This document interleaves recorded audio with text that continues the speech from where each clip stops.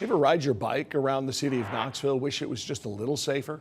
The city is working to make it safer for people in cars and people on bikes. Tonight, they're asking people who ride bikes for their ideas. What will make our city even more bike friendly? Here's our Jared Austin. It's a plan that hasn't been updated in 10 years now, but people are going to have their voices heard on where more bike lanes and bike paths should be added across our city.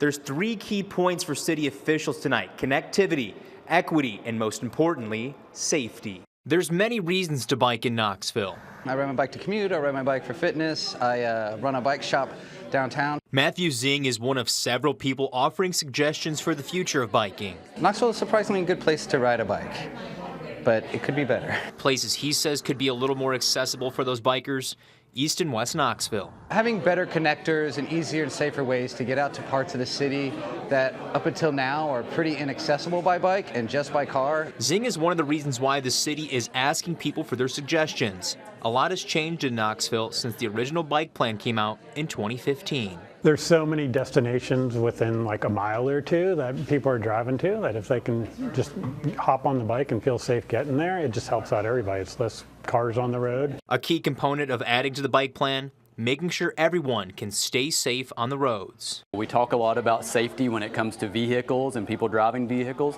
Something we're going to talk a lot about tonight is safety for those people that might be riding bikes, might be walking. We want those people to be just as safe. People are able to drop all of the suggestions on a map of Knoxville, and the city will discuss those suggestions moving forward.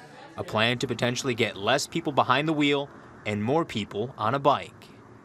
Tonight is just a piece of a bigger plan for city officials. They hope to have the full plan for where bike lanes and bike paths will go in February of next year. At the Public Works Center, Jared Austin, WVLT News. Open house tonight, trying to get some people's ideas. There's another open house for more ideas, suggestions expected at the end of the year.